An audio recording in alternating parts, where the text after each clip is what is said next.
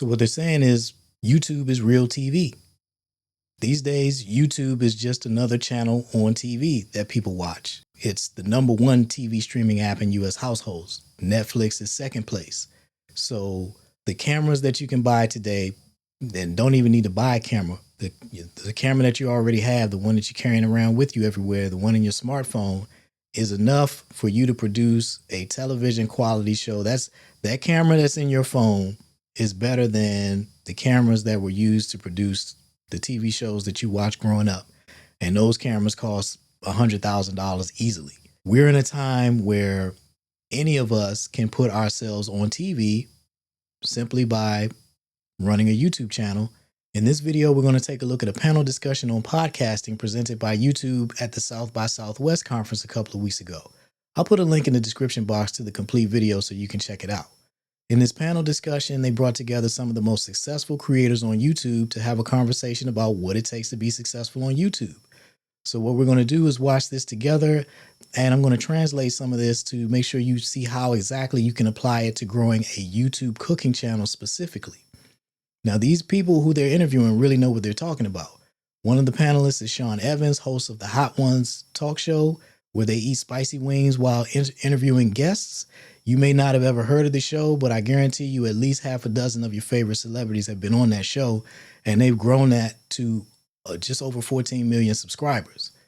The next set of panelists are Rhett and Link, hosts of the Good Mythical Morning show on YouTube, which I'm not familiar with. I had never heard of it, but I looked them up for this video and see that they've grown their channel to over 19 million subscribers. So these guys know what they're talking about. And the final panelist is Marquez Brownlee, host of a tech channel, the MKBHD channel on YouTube, which I am familiar with. And he's grown his channel to over 19 million, just under 20 million subscribers. So these are folks who really know what YouTube is and how it works. And they're just having a conversation with each other and with the host to explain to us how YouTube works and how to use it. And we're going to watch this together, and I'm going to translate again specifically how you can apply this to a YouTube cooking channel. So let's get started. Podcasts used to be frowned upon in this industry. People used to use it as like, oh, you only have a podcast. But now they're one of the largest growing successful platforms that are existing, with people also venturing out of just audio into video podcasts, which is hence you can see us right now as you're watching this. How has that changed the game for you in terms of the content that you deliver? And obviously your ideas were initially conceptualized as video, but what do you miss when you don't add video to that aspect of it?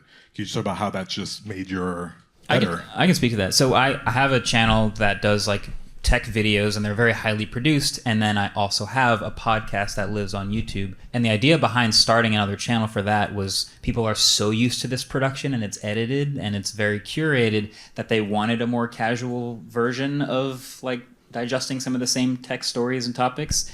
And so I actually started an audio only podcast for that. And diving into that world, I quickly learned how terrible discoverability is with audio only podcasts. And so the natural thing to do was, okay, we're going to do YouTube. We're going to obviously put this on YouTube. It'll be a video show. And it's gone every bit as great as we expected. People want to see us talk about tech.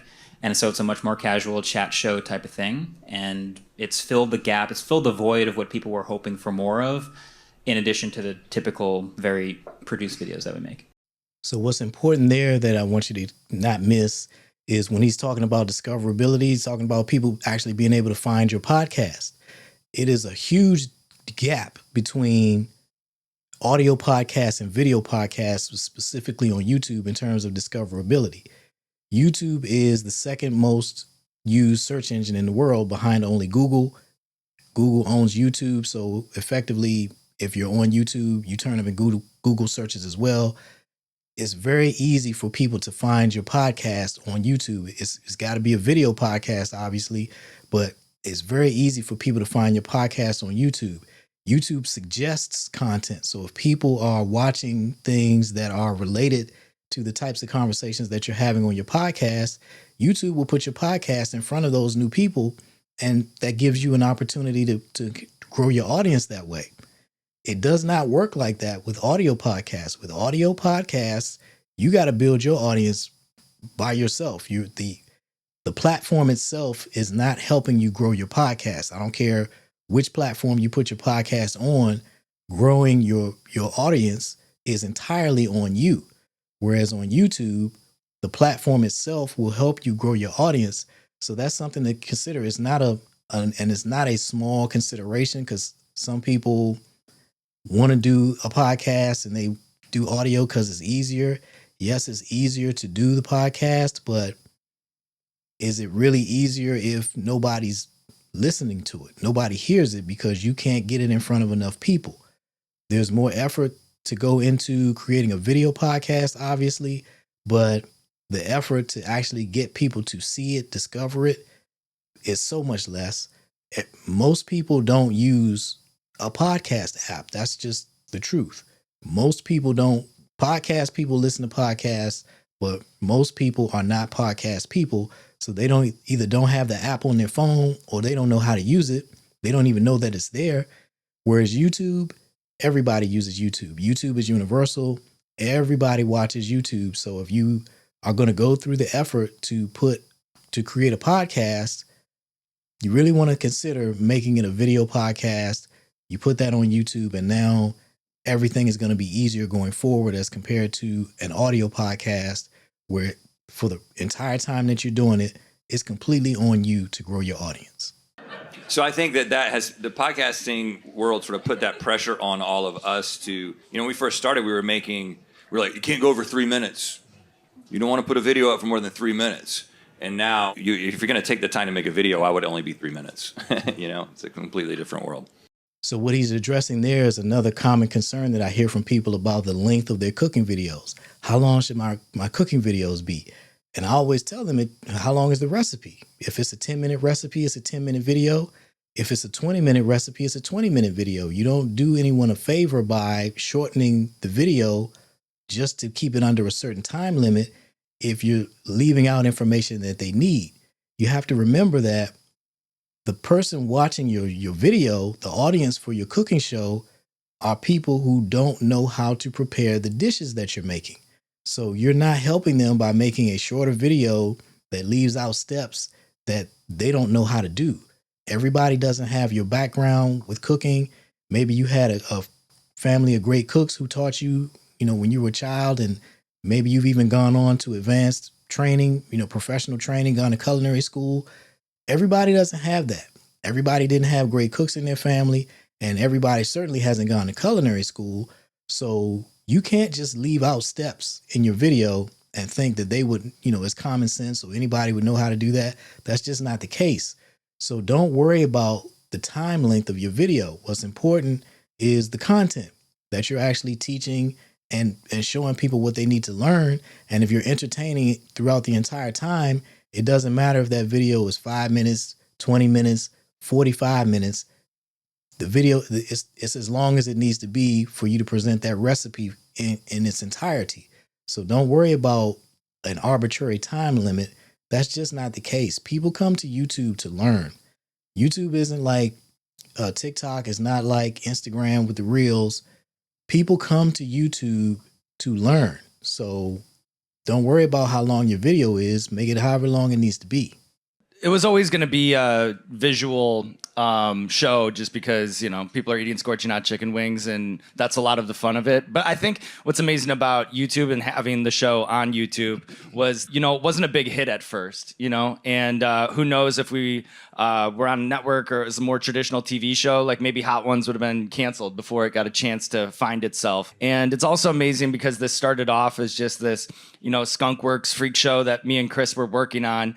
And there was no network notes. We weren't bound by anything. It could just be our own creativity expressed through the videos that we were making. So in that way, it's just something that I look back on and I'm thinking like, oh, well, without this platform and without this moment, without this opportunity, and it all coalescing with the way that consumer behaviors changed and people started to look to the internet more as a way to entertain themselves with the shows that they were watching. We were just right place, right time, right passion, right enthusiasm, and somehow it all worked out. So what Sean presented there was two really important points. He talked about the freedom to grow, and he talked about creative control. Freedom to grow in that the show didn't have to meet some certain numbers in order to continue being produced, which is the case on regular television. If you're not hitting numbers, because they're putting a lot of money into those shows, if you're not hitting the numbers that they want you to hit and hitting those numbers quickly, your show gets canceled real quick. And there's nothing you can do about it. YouTube, that's not the case. You have room to grow. You have as much room to grow as you're willing to take. And there's just no pressure from anybody on the outside that you have to hit these numbers, you have to hit these numbers. And the second thing that he talked about was creative control, being able to make the show that you want to make and craft it into the vision that you have for it. And that can change over time. What you started with, what you thought you wanted to do when you started, and where the show just naturally transforms into, that can change over time. And you have that flexibility, that room to grow on YouTube. Whereas on network television or Netflix or whatever, you don't get that kind of freedom. You don't have that kind of creative control. You may be the person on camera, but it's not your show. They're telling you what you're going to do, how you're going to do it, and you're not going to be able to deviate from that, and you're certainly not going to be able to take the show in an entirely different direction. That's just not going to happen. And this is something that chefs in particular would do well to process this message. I get so many people contacting me who's saying their dream is to have a cooking show on the Food Network, when that's really not what you think it is. On YouTube, you can have your own cooking show. It will be your vision. You will be doing what you want to do.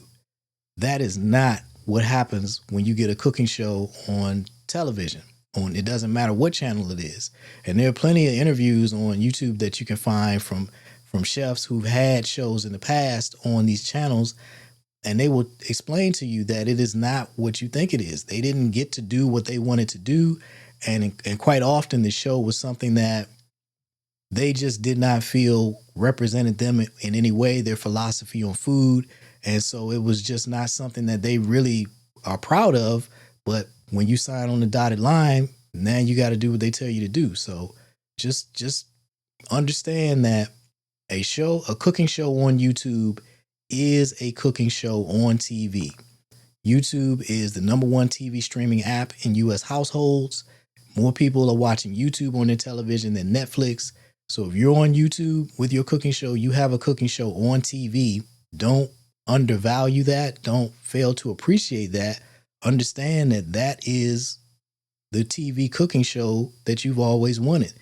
YouTube gives you the opportunity to have that and be completely in control and have it be your show. I have a question for you individually here, Sean. There's a saying when big successful ideas happen, keep it simple, stupid, right? Like such a simple concept of eating chicken wings and talking. And a lot of us, I'm sure, had this feeling of like, I could have thought of that, right? Like it seems like such a simple idea, but you made it work, and you make it work because of you. Explain how did you end up finding the rhythm in that? Chris had this idea, like, well, what if we interviewed celebrities by having them eat increasingly spicy chicken wings? It was just such a Cupid's arrow into my brain. I immediately recognized the potential of it all. But also, too, there was all these unintended consequences and things that worked out as a result. So originally, we were just trying to disrupt the PR-driven flight pattern that a guest walks into the studio with when they're on a press tour. And we just thought hot sauce would be a good disruptive element to introduce into a situation like that.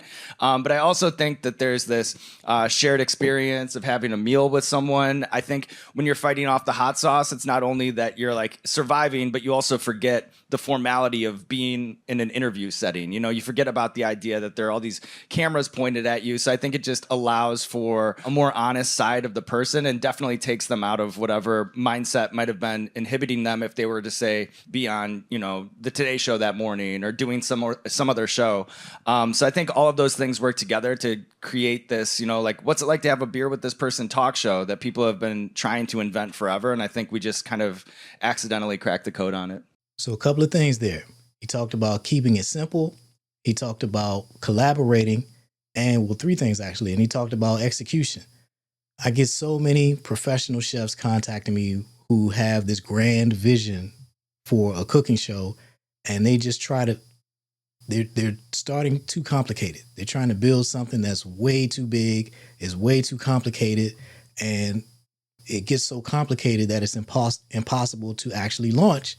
And that's why so many professional chefs specifically have a vision for a cooking show and they can't get it off the ground because they've just made it way too complicated. Keep it simple and get started. That's what they did with their Hot Ones talk show. They kept it simple and they got started on it immediately. You gotta get your feet moving if you're trying to get somewhere. And the other point that I want to make is that he talked about the co-creator, the guy who came up with the idea. You got to bring some people involved, make other people involved in your vision. Don't just try to do this by yourself. Video production is a team sport. You're not going to be successful with a cooking show all by yourself. The first person you're going to need is a video editor because you don't have time to edit video. This is not something that you want to learn how to do. But having other people be a part of what you're doing, having somebody to bounce ideas off of, these are all things that are critical to your success. And if you don't have these things, that's a big part of why you may not have gotten your cooking show started, even though you've been trying to do it for years. I have a community. I've created a cooking show accelerator to help with these things. This is a place where you can come and have folks to bounce ideas off of. But I'll talk to you more about that later. But I just wanted to point out here while Sean is speaking on it that collaboration is key. A cooking show or any kind of video production is not an individual activity. You're going to have some folks on your team or you're not going to be successful. Rhett and Link, what I love about Good Mythical Morning is that you tell celebrities, which PR people tend to hate this, but it's okay to be silly.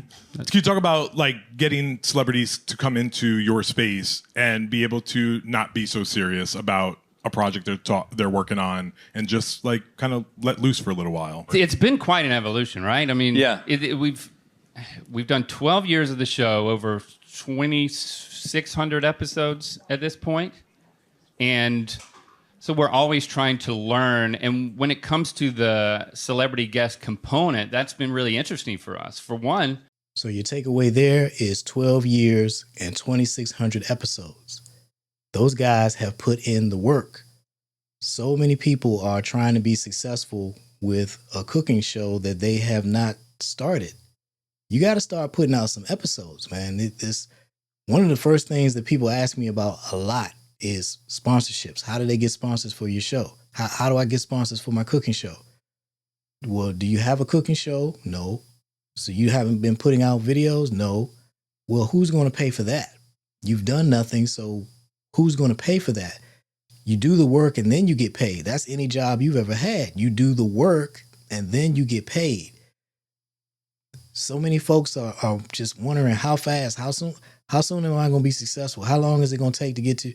This is a journey, not a destination. So if your question is how soon am I going to be successful, you're probably not going to be because you just don't have what it takes. You're not in the right mindset to find success. You heard him explain in that clip that the show has evolved. They've gone on a journey. They've been learning and discovering.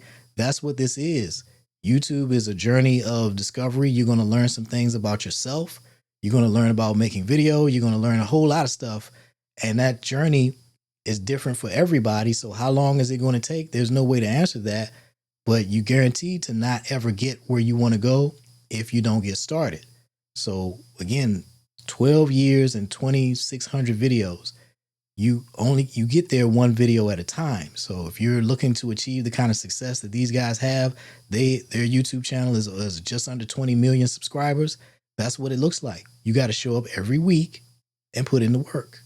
Marquez, what YouTube has done brilliantly for 20 years is remove the guardrails for anyone to kind of step into the space without pitching yourself to everyone in Hollywood and say, I have some really good ideas about a tech show and it could be cool, and them saying no one wants to hear about tech. But then YouTube allows to show that a lot of people love tech and they want to hear people talk about it. Can you talk about getting that chance to build your audience and be in this space without having to go through the traditional roads of becoming famous? Yeah, well, the first thing is this wasn't a real job. when a lot of us started, this wasn't actually a thing that people aspired to do. It was kind of just like, oh, it's a hobby. I'm going to make videos and share my passion for tech and maybe review of the laptop I already bought or something like that. So the community that was drawn to what I was making organically was sort of an accidental byproduct of that. And because of the discoverability of it, people continued to snowball towards it, and then it became what it is. So a couple of things there. You talked about no gatekeepers, as in you don't need permission from anybody to start your cooking channel. And you don't need anyone's permission to make it the kind of channel that you want it to be. Whatever style of cooking, whatever style of show you want to do, you don't have to ask for anyone's permission. Being on TV, having your own cooking show used to mean, like he said, you had to go through a bunch of folks, you had to get permission, you had to pitch your idea and have people tell you your idea was terrible. And quite often these are folks not qualified to assess your idea or your skills or your talent, but they're in a position to tell you no, and they tell you and lots of other people no. Well, nobody gets told no on YouTube. You have the opportunity, you have the ability to start your cooking show whenever you choose to and make it whatever you want it to be. And the discoverability part that Marquez was talking about at the end is you do your thing. You do you, make the show that you enjoy, and the algorithm will go out and find the people who like what you're doing and bring them to your channel. You just have to keep showing up every week to give the algorithm the opportunity to go out and find those folks. But that's what this is.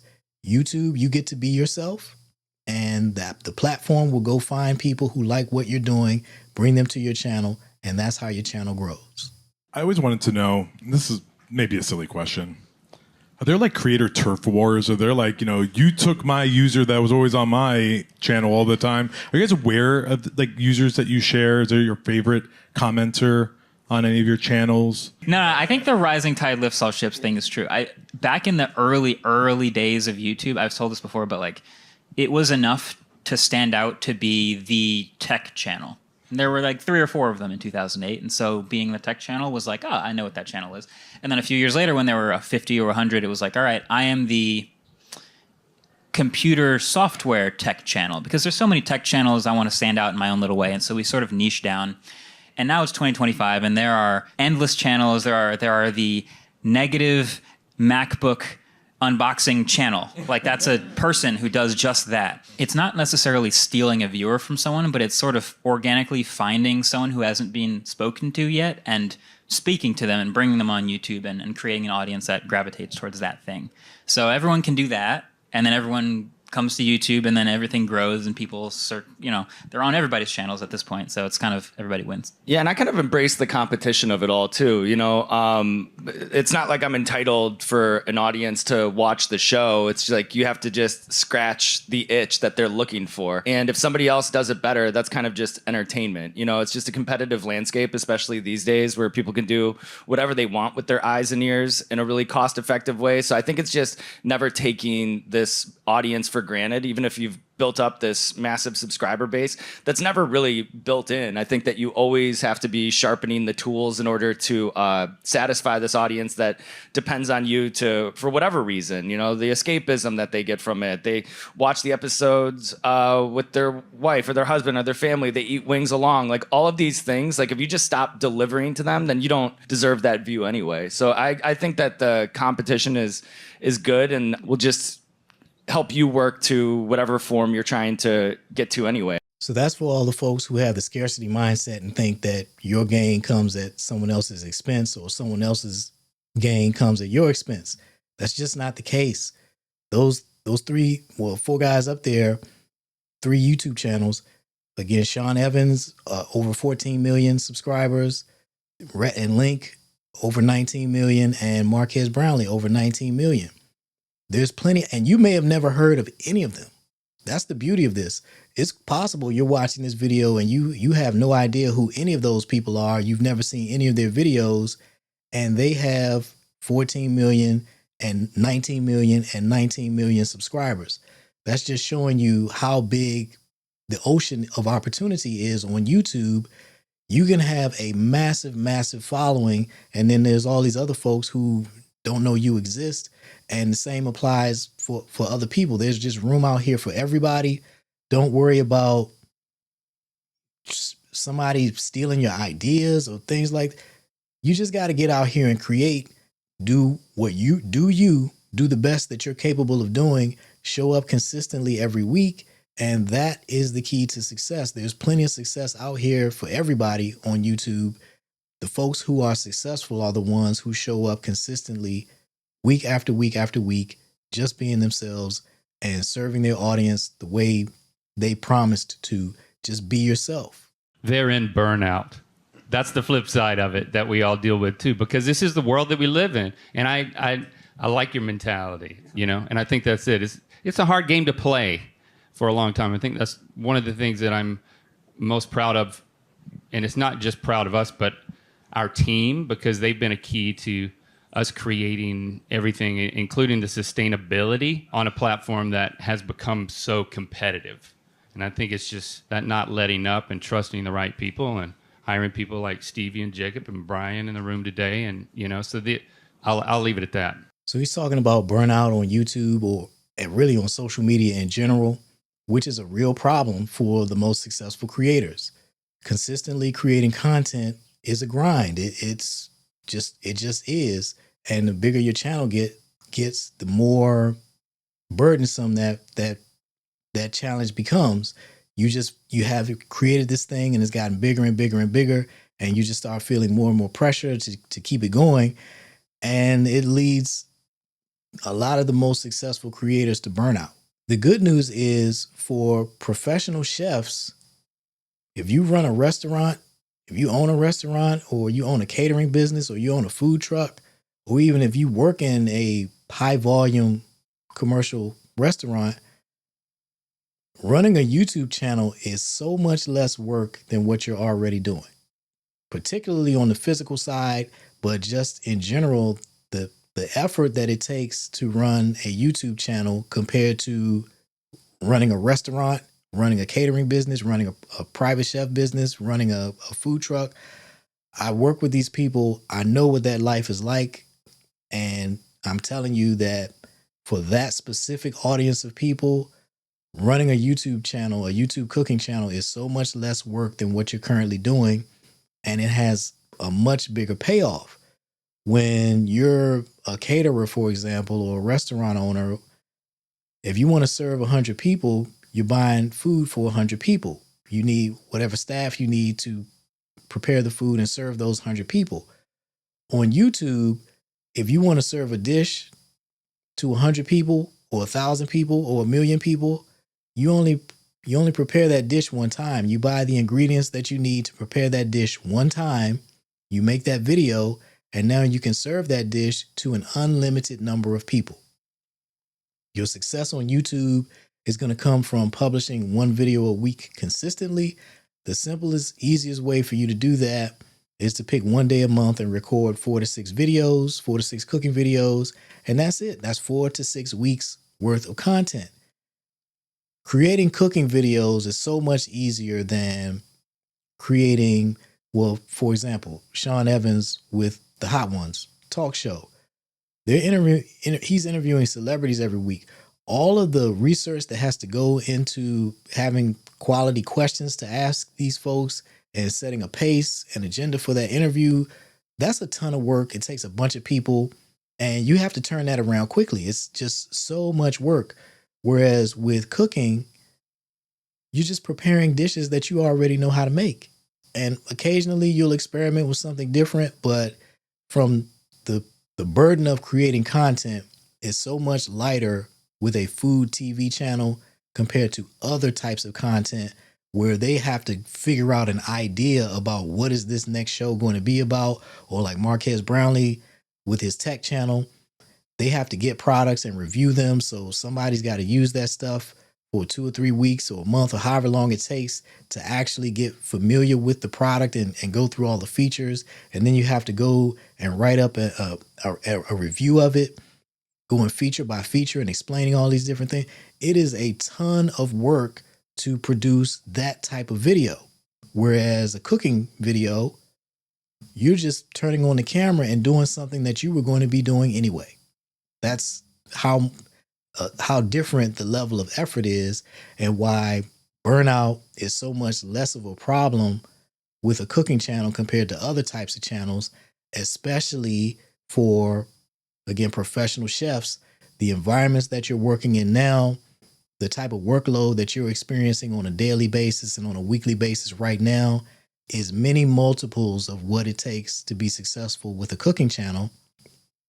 And with that cooking channel, once you've monetized it effectively, not just YouTube monetization I'm talking about, but selling your services, your products and your services. Maybe you have a cookbook, maybe you teach cooking classes online, maybe you use your YouTube show, your YouTube cooking channel to bring people into your restaurant, to grow your catering business. Whatever it is you want to do, it's so much less effort on YouTube than what you're currently doing, and it's a much higher payoff in terms of revenue. So if you're a professional chef and you've been thinking about a YouTube channel, just know that you're already built for this in terms of the work capacity that you're capable of dealing with on a weekly basis. You have what it takes to be successful with a YouTube channel. You just need to get started. Emmys are coming up, and YouTube has been in this very interesting middle ground of the Emmy space. And Emmys the last few years have tried to evolve with the times. Everyone's consuming content differently. We know this. But it was only like just last year we got Sean submitted onto the talk series, in the talk series category, to even be considered. Rhett and Link, you went into short form. What is something you want to see in that space of awards and recognition? I know you guys don't do this for awards, but it'd be nice to get a statue once in a while. Any thoughts on that? Yeah, I mean, I just think at this point, and Link, I've heard you talk about this before, and Rhett, I've heard you talk about this before, but the production side of things is flattened so much that you can't really tell the difference between, like what's on ABC and what's on YouTube. And then I think outside of that, when you look at the guests that we book, when you look at the size of the audience that we've built, when you look at the show's place in culture, it's absolutely worthy of comparison with all these shows that do get nominated in that category. So if it doesn't happen this year, it doesn't happen next year, it will happen eventually. So I think at this point, it's just about putting out the best possible show that you can make, having confidence that you do belong in the category with those people, and then just seeing if the award shows kind of catch up with the times and the ways that audiences have changed and evolved over just the last 10 years that we've been doing the show. So it would be awesome. My number one priority will always just be to deliver the best possible show that we can make and satisfy this audience that's been so loyal to us for so long. But yeah, it would be nice to get nominated. I do think it is a kind of a case of the award shows catching up with the times, because if it is just cultural impact or whatever it is, we're there, right? So a lot of the questions I have are just, what does the Emmy, for example, actually mean? What is that? What is the definition of what deserves to be awarded with an Emmy? I'd love to see that written down somewhere, because I like you've mentioned, whether you look at the numbers or you just look at the connection that people have or how into it people get or whatever you want to measure it by, they're in the same category. Even though the Venn diagram isn't quite overlapped, I think all the stuff that we're making and all the stuff that the Academy recognizes are very much in the same category. So what they're saying is YouTube is real TV. These days, YouTube is just another channel on TV that people watch. And again, it's the number one TV streaming app in U.S. households. Netflix is second place. So what Sean was saying is, when he was talking about the production quality flattening, the cameras that you can buy today, then don't even need to buy a camera. The camera that you already have, the one that you're carrying around with you everywhere, the one in your smartphone, is enough for you to produce a television quality show. That camera that's in your phone is better than the cameras that were used to produce the TV shows that you watched growing up. And those cameras cost $100,000 easily. We're in a time where any of us can put ourselves on TV simply by running a YouTube channel. And now those channels are being considered, they're entering into consideration for the different types of traditional television awards, if that's important to you, that's where this is going.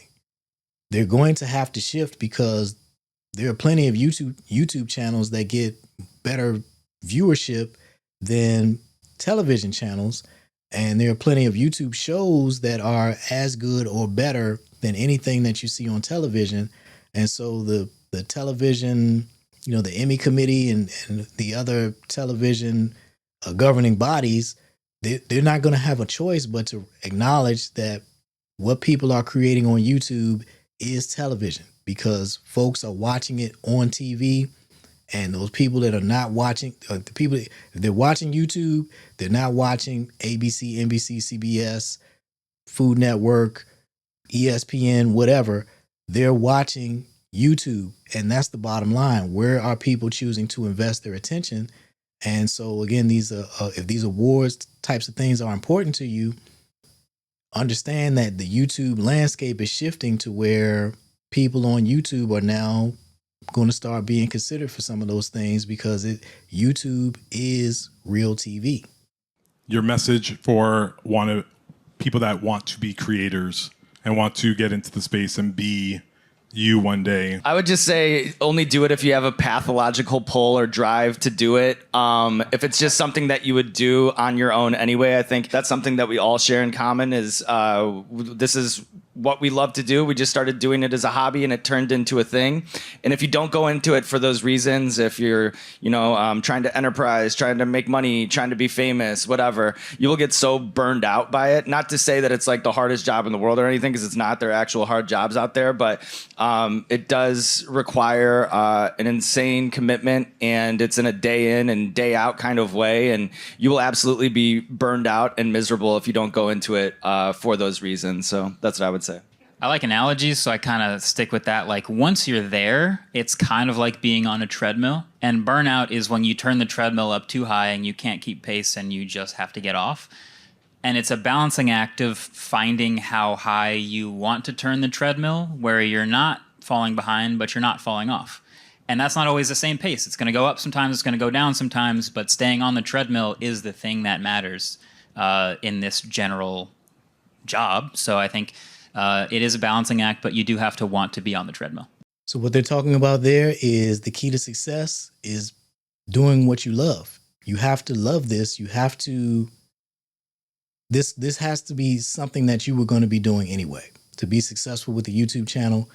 And I'll bring this into the context of a cooking channel.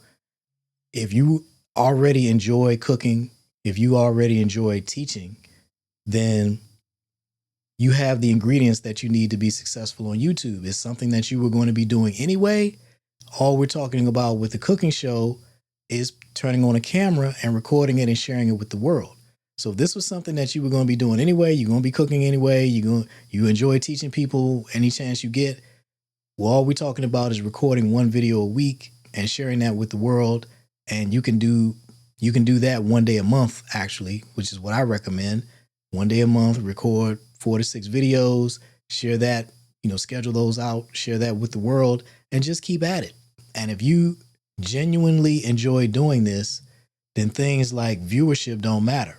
It's not, you just don't care because you're doing what you enjoy. It's like, think of it like golf or yoga. Nobody takes up golf wondering how fast am I going to get good? How long is it going to take for me to get good?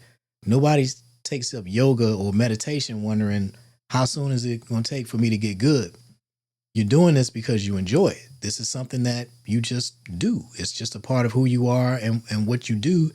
And to have the level of success that those guys have, 14 million subscribers, 19 million subscribers, 19 million subscribers, YouTube is part of what they do. It's part of who they are.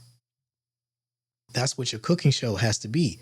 It has to be something that you just do and everybody knows it. That's just part of who they are and what they do. Their cooking show. You didn't know? They do that all the time. Been doing that for years. That's what it takes. So if cooking is something that you already enjoy doing, if teaching people how to cook and helping them get better in the kitchen is something that you already enjoy doing, you have the ingredients to be successful. You just keep showing up every week, and that's the final ingredient is the consistency, the commitment and the consistency to show up every week. If you're able to do that and do it enthusiastically with the joy in your heart that comes from doing something that you love, people are going to see that. It's going to come through on camera. It's going to be infectious, and the algorithm will go out and find people who love your enthusiasm for what you're doing, and your channel will grow, and whatever objectives that you had in mind for your cooking show are eventually going to start coming to you. Those opportunities will present themselves. Those doors will start opening because you're doing the work. You're showing up every week and doing the thing that's necessary to bring you the success that you want. That's how you get there. Not by thinking about it, not by planning, not by overanalyzing. You should know that planning is a form of procrastination.